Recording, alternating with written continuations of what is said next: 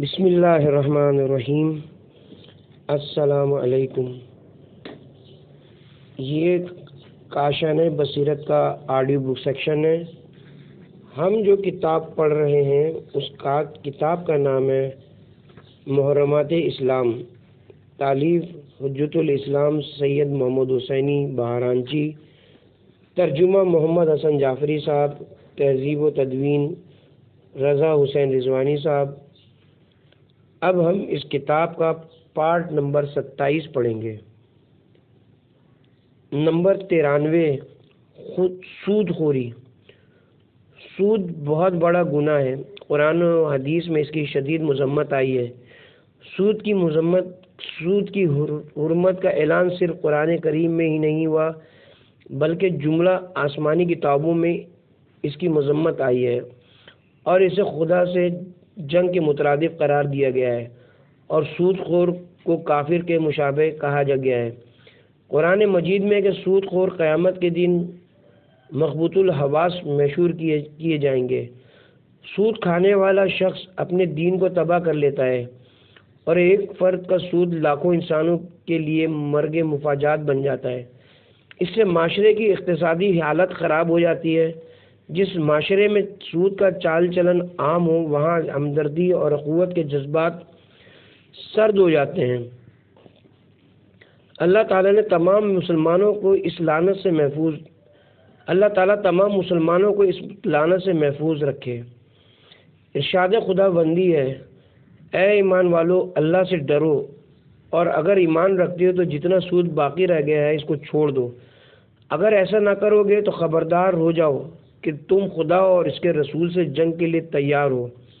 سورہ بقرہ آیت نمبر 278 اور 279۔ اے ایمان والو، دگنا چوگنا سود نہ کھاؤ، اللہ سے ڈرتے رہو تاکہ نجات حاصل کر سکو اور دوزخ کی آگ سے بچو جو کافروں کے لیے تیار کی گئی ہے۔ سورہ آل عمران آیت نمبر 130 اور 131۔ جو لوگ سود کھاتے ہیں وہ قبروں سے یوں حواس باختہ اٹھیں گے جیسے کسی کو جن نے لپیٹ کر دیوانہ بنا دیا ہو۔ اس لیے کہ وہ کہتے ہیں کہ سودا بیچنا بھی تو نفع کے لحاظ سے ہے، ویسا ہی ہے جیسے سود لینا، حالانکہ خرید و فروخت کو اللہ نے حلال کیا ہے اور سود کو حرام قرار دیا ہے۔ تو جس شخص کے پاس خدا کی نصیحت پہنچی اور وہ سود لینے سے باز آ گیا تو جو پہلے ہو چکا وہ اس کا اور قیامت میں اس کا معاملہ خدا کے سپرد ہے، اور جو پھر لینے لگا تو اسے لوگ دوزخی ہیں، یہ ہمیشہ دوزخ میں جلتے رہیں گے۔ خدا سود کو بے برکت کرتا ہے اور خیرات کی برکت کو بڑھاتا ہے، اور خدا کسی ناشکر گناہگار کو دوست نہیں رکھتا۔ سورہ بقرہ آیت نمبر 275 تک 276۔ نمبر 1، امام جعفر صادق علیہ السلام نے فرمایا، سود کے 1 درہم کا گناہ محرم سے 70 مرتبہ زنا کرنے سے زیادہ ہے۔ کافی جلد نمبر 5 صفحہ نمبر 144۔ نمبر 2، امیر المومنین علیہ السلام نے فرمایا، سود دینے والے، سود معاہدہ لکھنے والا اور اس کا گواہ بننے والا گناہ میں سب شریک برابر ہیں۔ نمبر 3، سماعہ کہتے ہیں کہ میں نے امام جعفر صادق علیہ السلام سے پوچھا کہ اللہ نے سود کی حرمت کا بار بار اعلان کیوں کیا؟ آپ نے فرمایا کہ اللہ چاہتا ہے کہ لوگ سود سے باز رہیں اور ایک دوسرے سے بھلائی کریں۔ نمبر 4، کسی شخص نے امام جعفر صادق علیہ السلام سے پوچھا کہ اللہ فرما رہا ہے مگر ہمارا مشاہدہ یہ ہے کہ سود خور روز بروز مالی طور پر مستحکم ہو رہے ہیں، اگر سود کو خدا کس طرح مٹاتا ہے؟ آخر سود کو خدا کس طرح مٹاتا ہے؟ آپ نے فرمایا کہ دین کی بربادی سے بڑھ کر اور بربادی کیا ہو سکتی ہے؟ سود کا 1 درہم انسان کے پورے دین کو برباد کر دیتا ہے۔ سود کے برعکس صدقات کو خدا پروان چڑھاتا ہے اور اس پر دگنا ثواب عطا کرتا ہے، اور رزق میں برکت پیدا کرتا ہے۔ تفسیر صافی جلد نمبر 1 صفحہ نمبر 303۔ نمبر 5، رسول مقبول صلی اللہ علیہ وسلم نے فرمایا کہ اللہ نے ہر نیکی کے لیے فرشتہ مقرر کیا ہے، مگر صدقے کے لیے کوئی فرشتہ مقرر نہیں کیا۔ صدقہ براہ راست خدا کے ہاتھ میں پہنچتا ہے۔ پھر جس طرح سے تم اپنی اولاد کو پروان چڑھاتے ہو، اسی طرح اللہ صدقے کو پروان چڑھاتا ہے۔ جب قیامت کا دن ہوگا تو تمہارے ایک درہم کا صدقہ کوہ احد کے برابر ہوگا۔ سورہ ثقلین جلد نمبر 1 صفحہ نمبر 294۔ آخری زمانے میں سود کو فروغ حاصل ہوگا۔ زمانے جاہلیت میں سودی کاروبار عام تھا۔ رسول خدا نے سود کی حرمت کا اعلان کیا اور معاشرے کو اس لعنت سے پاک کیا، مگر افسوس کہ آج سود کی لعنت مسلمانوں میں پوری طرح موجود ہے اور اکثر مالیاتی ادارے سودی کاروبار میں مصروف ہیں۔ سود خور سود لینے کا یہ جواز پیش کرتے ہیں کہ اس سے قدر زر کی کمی دور ہوتی ہے، جبکہ تمام فقہاء نے بالاتفاق سود کو حرام قرار دیا ہے۔ رسول اکرم صلی اللہ علیہ وسلم نے حضرت سلمان فارسی کو آخری زمانے کی آفات سے آگاہ کیا تھا اور فرمایا تھا، سلمان، اس دور میں لوگ کھلم کھلا سود کھائیں گے اور غیبت اور رشوت سے معاملات طے کریں گے۔ بہار الانوار جلد نمبر 6 صفحہ نمبر 308۔ نیز آپ نے فرمایا تھا کہ عنقریب ایسا زمانہ آئے گا جب تمام لوگ سود کھائیں گے اور جو سود نہیں کھائے گا اس پر سود کا غبار ضرور پڑا ہوا ہوگا، اور یہ کہ جس معاشرے میں سود عام ہو جاتا ہے وہاں کال پڑ جاتا ہے، اور جس معاشرے میں رشوت عام ہو جاتی ہے اسے خوف گھیر لیتا ہے۔ آپ نے یہ بھی ارشاد فرمایا تھا، مجھے سب سے زیادہ خوف اس بات کا ہے کہ میرے بعد میری امت حرام روزگار، خفیہ عشق بازی اور سود میں مبتلا ہو جائے گی۔ بہار الانوار جلد نمبر 70 صفحہ نمبر 158۔ ایک شخص امام محمد باقر علیہ السلام کی خدمت میں آیا اور اس نے کہا کہ مجھے کچھ دولت میراث میں ملی ہے، لیکن جس سے مجھے میراث ملی ہے وہ سود لیتا تھا، کیا یہ دولت میرے لیے حلال ہے؟ امام نے فرمایا کہ اگر تم کو معلوم ہے کہ اس نے کس سے کتنا سود لیا تھا تو اسے اب سود کی رقم واپس کر دو اور اصل اپنے پاس رکھو، اور اگر اصل زر اور سود کی رقم کا علم نہ ہو تو وہ دولت تمہارے لیے حلال ہے۔ البتہ میں تم کو نصیحت کرتا ہوں کہ سود خوری سے بچو۔ اعلان حرمت سے قبل لوگوں نے جو سود لیا تھا، رسول خدا نے وہ مال ان کے لیے جائز قرار دیا تھا، لہذا جسے سود کا علم نہ ہو دولت اس کے لیے حلال ہے، اور جب اسے معلوم ہو جائے تو حرام ہے۔ اگر کوئی شخص جاننے کے باوجود بھی اس مال میں تصرف کرے تو وہ سود خور کی مانند ہوگا۔ کافی جلد نمبر 15 صفحہ نمبر 146۔ قرض حسنہ کا ثواب۔ ایک مسلمان کا فرض ہے کہ وہ اپنے ضرورت مند بھائی کی مدد کرے اور اسے قرض حسنہ دے۔ اضافی رقم مسلمان بھائی سے مانگنے کی بجائے خدا سے مانگے اور سود کے گناہ میں اپنے آپ کو ملوث نہ کرے۔ امام علی رضا علیہ السلام فرماتے ہیں، قرض حسنہ کا اجر صدقے سے 18 گنا زیادہ ہے، کیونکہ جو شخص خود داری کی وجہ سے صدقہ قبول نہیں کرتا وہ قرض لینے پر آمادہ ہوتا ہے۔ فقہ الرضا صفحہ نمبر 256۔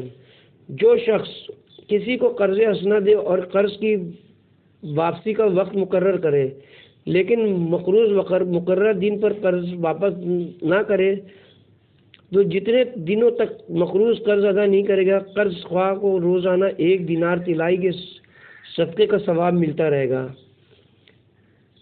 جب مقروض کی نیت صحیح ہو اور وہ قرض ادا کرنے کا ارادہ رکھتا ہو تو اللہ تعالیٰ 2 فرشتوں کو حکم دیتا ہے کہ وہ قرض کی ادائیگی کے لیے اس کی مدد کریں، اور اگر اس کی نیت میں کوئی کمی ہوتی ہے تو فرشتے بھی اس کی مدد میں اتنی ہی کمی کر دیتے ہیں۔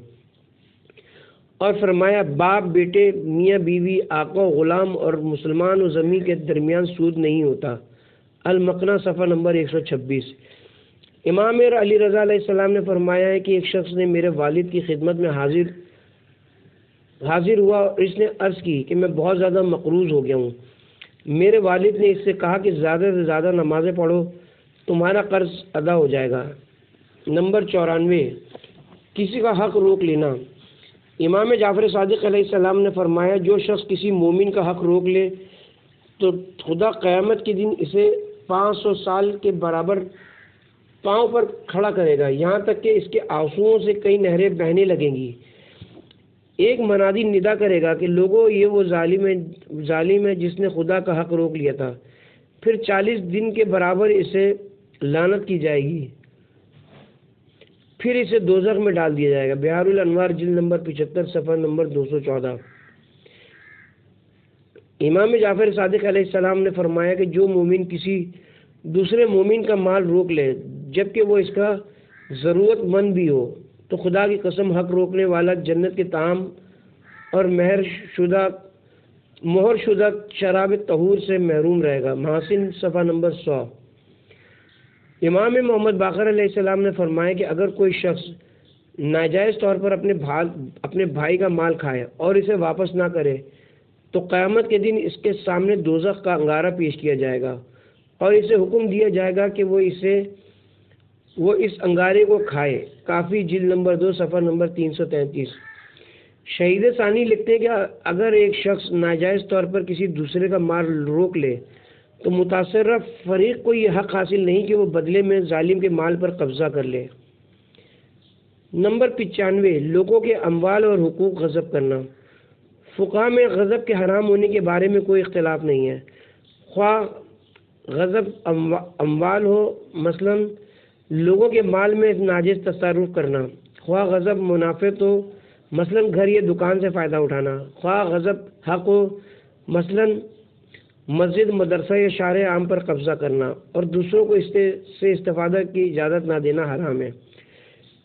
شیخ ابن ادریس اپنی کتاب میں رقم تراز ہے کہ غصب عدلہ اربع، قرآن، سنت، اجتماع و عقل کے تحت حرام ہے اور اس کی حرمت میں کوئی اشکال نہیں۔ آیت اللہ خمینی فرماتے ہیں غصب دشمنی کی وجہ سے کسی کے مال اور حق پر ناجائز قبضے کو کہا جاتا ہے اور یہ ظلم کی واضح ترین شکل ہے۔ عقل اور شرع دونوں ہی اس کو حرام قرار دیتے ہیں۔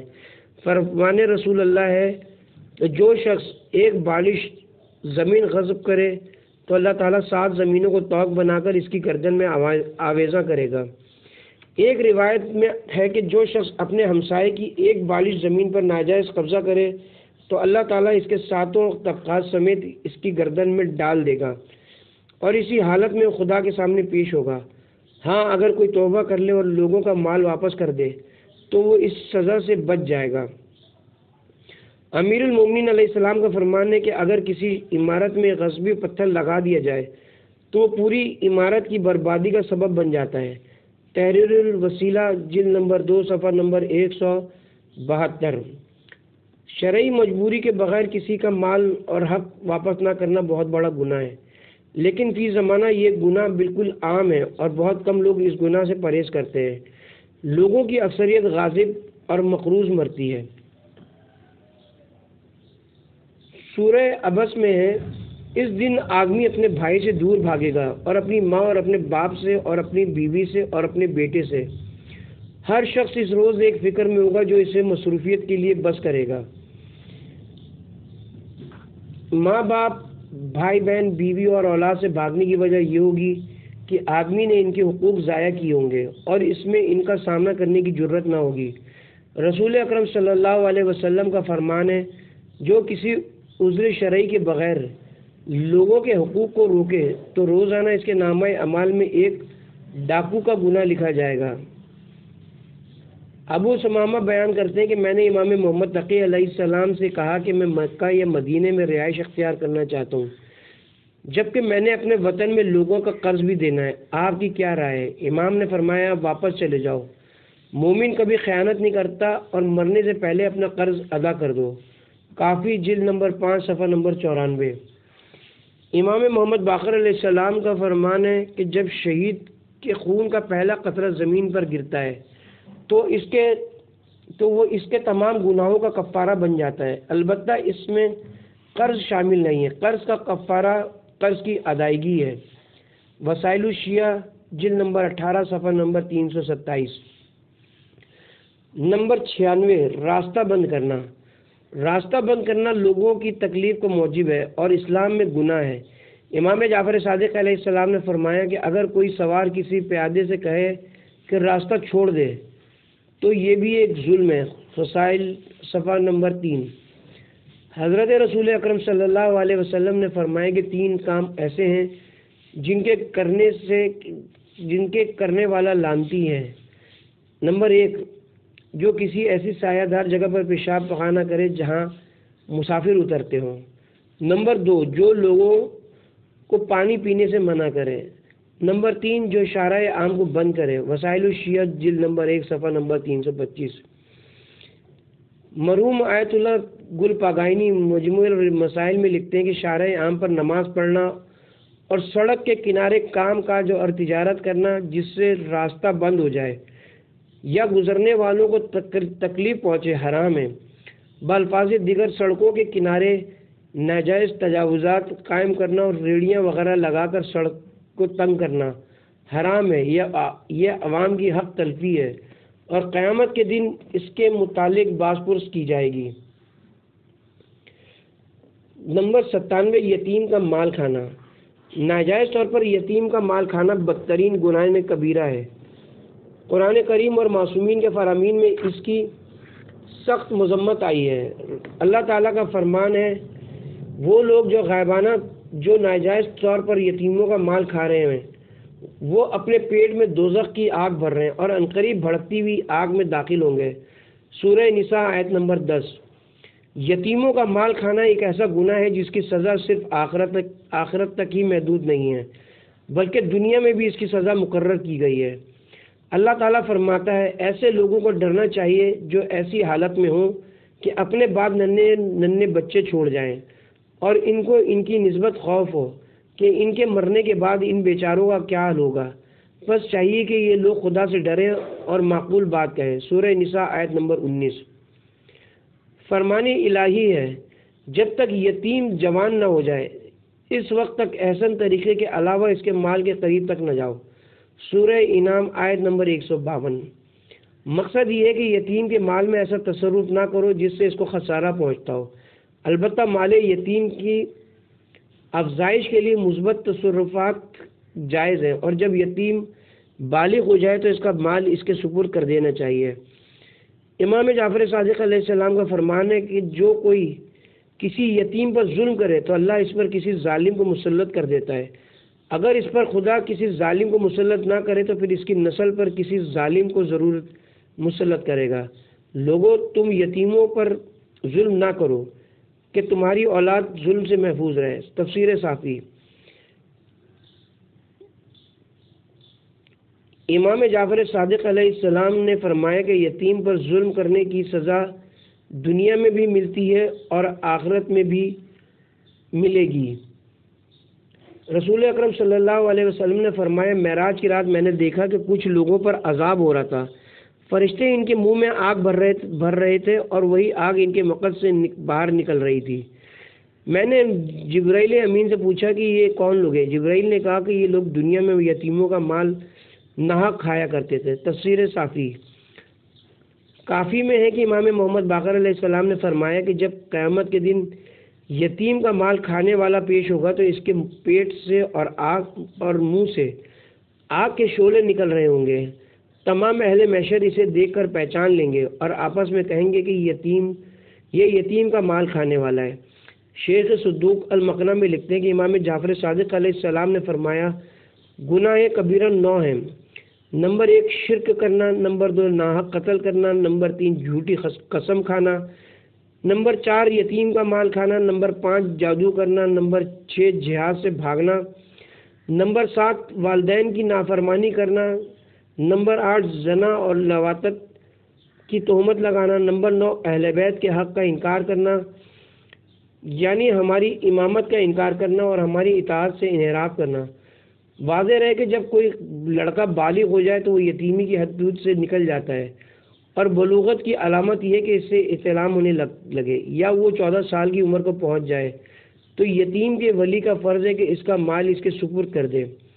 ہاں، اگر وہ بے وقوف ہو اور اپنی دولت کو سنبھال نہ سکتا ہو تو پھر اس کی دولت اس کی تحویل میں نہیں دینی چاہیے۔ نمبر 98 جوا اور شطرنج۔ جوا حرام ہے اور اس کی حرمت کا عقیدہ ضروریات اسلام میں ہے۔ جو جوا قرآن حدیث عقل اور اجماع کی روح سے حرام ہے۔ قرآن مجید اور ائمہ ہدیٰ کے ارشادات میں جوا کو بت پرستی کے مترادف قرار دیا گیا ہے۔ اللہ تعالیٰ نے قرآن مجید میں بڑی صراحت سے فرمایا ہے کہ شیطان شراب اور جوئے کے ذریعے تم میں عداوت پیدا کرنا چاہتا ہے، اور اس طرح وہ تمہیں نماز اور ذکر خدا بندی سے روکنا چاہتا ہے۔ ہم جوا کی حرمت کی آیات شراب کی حرمت کے ضمن میں شروع میں لکھ چکے ہیں۔ قرآن کریم میں ہے، اے رسول، لوگ آپ سے شراب اور جوئے کا حکم دریافت کرتے ہیں، آپ کہہ دیجئے کہ ان کے نقصانات زیادہ ہیں اور لوگوں کے لیے فائدے کم ہیں، لیکن ان کے نقصانات فائدوں سے کہیں زیادہ ہیں۔ سورہ بقرہ آیت نمبر 219۔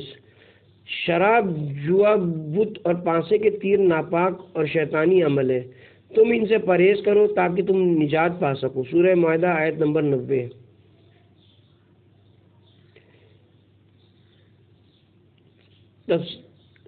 ہر طرح کا جوا مسیر میں شامل ہے اور انصاف سے مشرکین کے تراشے ہوئے بت مراد ہیں۔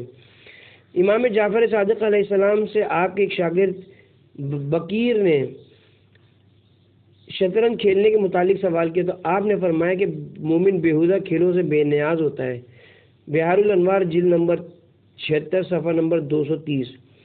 امام جعفر صادق علیہ السلام نے فرمایا کہ شطرنج اور نرد دونوں ہی جوا میں شامل ہیں۔ کافی جلد نمبر 6 صفحہ نمبر 237، صفحہ نمبر 437۔ بصرہ کا ایک رہائشی امام موسیٰ کاظم علیہ السلام کی خدمت میں حاضر ہوا اور اس نے کہا کہ میں شطرنج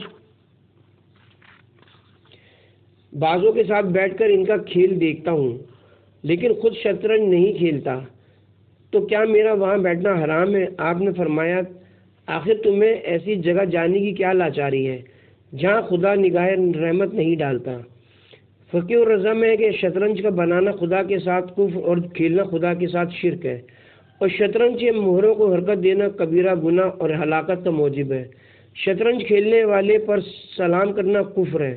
امام جعفر صادق علیہ السلام کا فرمان ہے کہ ماہ رمضان میں اللہ ہر گناہ گار کے گناہ بخش دیتا ہے، لیکن شراب پینے والے، شطرنج کھیلنے والے اور لوگوں کی عزت برباد کرنے والے کے گناہ معاف نہیں کرتا۔ کافی جلد نمبر 6 صفحہ نمبر 435۔ شرط لگائے بغیر جوا کے لوازم سے کھیلنا۔ آیات کے اطلاق اور ارشادات معصومین سے معلوم ہوتا ہے کہ جوا کی یہ چاروں اقسام حرام ہیں۔ نمبر 1، شرط لگا کر جوا کے لوازم سے کھیلنا۔ نمبر 2، شرط لگائے بغیر جوا کے لوازم سے کھیلنا۔ نمبر 3، جوا کے لوازم کے بغیر شرط لگا کر کھیلنا، مثلا اخروٹوں یا انڈوں پر بازی لگانا۔ نمبر 4، جوا کے لوازم کے بغیر کسی شرط کے بغیر کھیلنا۔ کچھ فقہا چوتھی قسم کو حلال قرار دیتے ہیں، البتہ دوسری قسم کے متعلق کہتے ہیں کہ اس کے حلال ہونے میں اشکال ہے۔ مسئلے کی اہمیت کے پیش نظر ہم اقوال معصومین علیہ السلام نقل کرتے ہیں تاکہ مسئلہ اچھی طرح واضح ہو سکے۔ اس بحث کے اختتام پر ہم نے فقہا کے فتوے بھی نقل کیے ہیں۔ اس سے ہمارا اول و آخر یہی مقصد ہے کہ مکلف اپنی شرعی ذمہ داری کو سمجھے اور اپنے آپ کو حرام سے بچائے۔ اس بحث کے دوران یہ نقطہ ذہن نشین رہنا چاہیے کہ جوا کی حرمت کے متعلق بہت سی احادیث مروی ہیں اور ان کا لب و لہجہ بھی انتہائی سخت ہے، اور مشکوک مقام پر احتیاط کا تقاضا یہ ہے کہ جس چیز کے حلال یا حرام ہونے کے بارے میں شک ہو، انسان اس چیز سے پرہیز کرے۔ صفحہ نمبر 21 پر ہم نے کافی سے رسول اکرم کی ایک حدیث نقل کی ہے کہ امور کی 3 قسمیں، واضح حلال امور، واضح حرام امور اور مشکوک امور۔ جس نے مشکوک امور کو چھوڑا اور وہ محرمات سے بچ گیا، اور جس نے مشکوک امور کو پکڑا وہ محرمات میں پھنس گیا اور انجانے میں ہلاک ہو گیا۔ امام موسیٰ کاظم علیہ السلام نے فرمایا، نرد، شطرنج اور 14 خانوں کا حکم مساوی ہے۔ جس چیز سے بھی جو جوا کھیلا جاتا ہے وہ میسر اور حرام ہے۔ کافی جلد نمبر 6 صفحہ نمبر 435۔ ایک صحابی نے پوچھا کہ میسر کیا ہے؟ رسول خدا صلی اللہ علیہ وسلم نے فرمایا، جس چیز سے بھی جوا کھیلا جائے، خواہ وہ اخروٹی ہوں، وہ میسر اور حرام ہے۔ کافی جلد نمبر 5 صفحہ نمبر 123۔ امام علی نقی علیہ السلام نے فرمایا کہ جس چیز سے بھی جوا کھیلا جائے وہ میسر ہے اور ہر میسر حرام ہے۔ وسائل الشیعہ جلد نمبر 12 صفحہ نمبر 234۔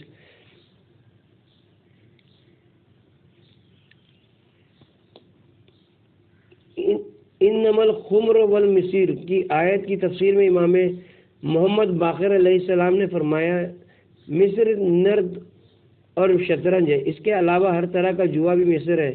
آپ نے یہاں تک فرمایا کہ جوا کے لوازم خریدنا، بیچنا، نیز ان سے استفادہ کرنا بھی حرام ہے۔ جوا کا سامان بھی پلید اور عمل شیطان کا حصہ ہے۔ بحار الانوار جلد نمبر 76 صفحہ نمبر 132۔ امام محمد باقر علیہ السلام نے فرمایا کہ امیر المومنین کے سامنے یہ مسئلہ پیش آیا کہ ایک شخص نے اپنے دوستوں سے کہا کہ میری بکری ذبح کر کے کھاؤ۔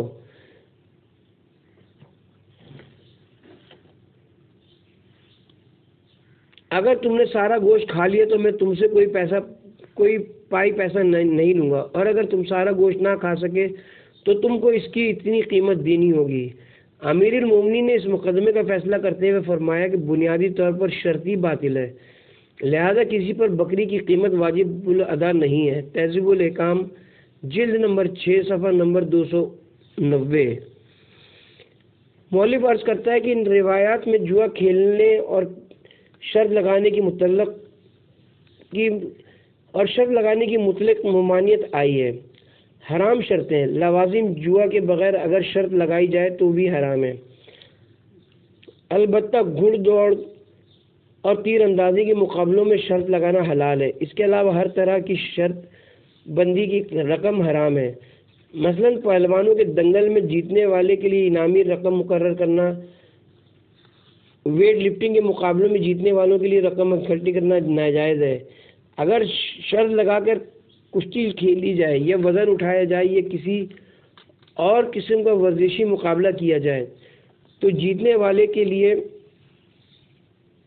انعامی رقم مقرر کرنا رقم اکٹھی کرنا ناجائز ہے۔ اگر شرط لگا کر کشتی کھیلی جائے یا وزن اٹھایا جائے یا کوئی اور قسم کا ورزشی مقابلہ کیا جائے تو جیتنے والے کے لیے اس رقم کا لینا حرام ہے۔ اسے چاہیے کہ وہ مذکورہ رقم واپس کر دے۔ آیت اللہ عبدالحسین دستغیب لکھتے ہیں گھڑ دوڑ اور تیر اندازی میں شرط لگانا بلا شبہ جائز اور حلال ہے اور جیتنے والا انعامی رقم کا مالک ہے۔ پھر فرماتے ہیں کہ یہ دونوں چیزیں جہاد کے لیے مسلمانوں کی استطاعت بڑھاتی تھیں، لہذا اسلام نے ان کی حوصلہ افزائی کی اور آج تک کتب فقہ میں کتاب السبق اور رمایہ کا باب موجود ہے۔ ان دو مقابلوں کے علاوہ دیگر چیزوں میں شرط لگانا حرام ہے اور شرط جیتنے والا مال حرام کھانے کا مجرم ہے۔ شہید ثانی نے اپنی کتاب مسالک میں اس پر اجماع کا دعویٰ کیا ہے۔ جابر بن عبداللہ انصاری نے امام محمد باقر علیہ السلام سے روایت کی ہے کہ رسول اکرم صلی اللہ علیہ وسلم نے فرمایا جس چیز سے بھی جوا کھیلا جائے یہاں تک کہ اخروٹی ہو وہ میسر ہے، حالانکہ اخروٹ لوازم جوا میں سے نہیں ہے، پھر بھی اس سے جوا کھیلنا حرام ہے اور اس سے حاصل ہونے والی دولت بھی حرام ہے۔ اس کے بعد آیت اللہ دستغیب لکھتے ہیں کہ ایسے کھیل جن کا لوازم جوا استعمال ہو اور شرط بندی موجود نہ ہو، اس کے متعلق شیعہ فقہا کی آراء مختلف ہے۔ فقہا کی اکثریت اس کو حرام قرار دیتی ہے۔ علامہ ہلی اپنی کتاب تذکرہ میں لکھتے ہیں کہ کشتی کا مقابلہ ناجائز ہے اگرچہ اس میں کوئی شرط اور انعام بھی موجود نہ ہو۔ اس مسئلے پر علماء شیعہ کا اجماع ہے، جبکہ شہید ثانی فرماتے ہیں کہ جس مقابلے میں لوازم میں جوا شامل نہ ہو اور شرط بندی بھی نہ ہو وہ جائز ہے۔ یہ قول قوت سے خالی نہیں ہے، بالخصوص ایسے مثبت مقابلے جن میں کوئی مصلحت موجود ہو، مثلا خوش قصی کا مقابلہ، شجر کاری کا مقابلہ، پڑھائی کا مقابلہ، کشتی رانی اور دوڑنے کا مقابلہ اسی حکم میں شامل ہوں گے، لیکن فقہا کی اکثریت نے گھوڑ دوڑ اور تیر اندازی کے علاوہ باقی مقابلوں سے منع کیا ہے۔ لہذا احتیاط کا تقاضا یہی ہے کہ اس طرح کے مثبت کھیلوں سے بھی پرہیز کرنا چاہیے۔ واضح ہے کہ ہم نے جو یہ قول پیش کیا ہے کہ دوڑنے اور کشتی رانی کے مقابلوں میں اگر شرط بندی نہ ہو تو یہ حلال ہے۔ یہ صرف اس صورت میں ہے کہ جب کسی طرح کے نقصان کا اندیشہ نہ ہو۔ اگر نقصان کا اندیشہ ہو تو پھر وہ بھی قطعی طور پر حرام ہے۔ اس کی وضاحت کے لیے چند مثالیں پیش کی جاتی ہیں۔ نمبر 1، بس یا کار کی رفتار کا مقابلہ، جبکہ روڈ تنگ ہو اور حادثے کا خطرہ ہو اور انسانی جانوں کے اتلاف کا اندیشہ ہو تو یہ مقابلہ حرام ہے۔ نمبر 2، زیادہ سے زیادہ کھانا کھانے کا مقابلہ، اس میں بھی نقصان پہنچنے کا یقین ہے، لہذا یہ بھی حرام ہے۔ نمبر 3، دیوار پھلانگنے کا مقابلہ، جس میں انسانی اعضاء کے ٹوٹنے کا اندیشہ ہو تو یہ بھی حرام ہے، یعنی ڈینجرس اسپورٹس میں حصہ لینا جس میں جان جانے کا خطرہ ہو حرام ہے۔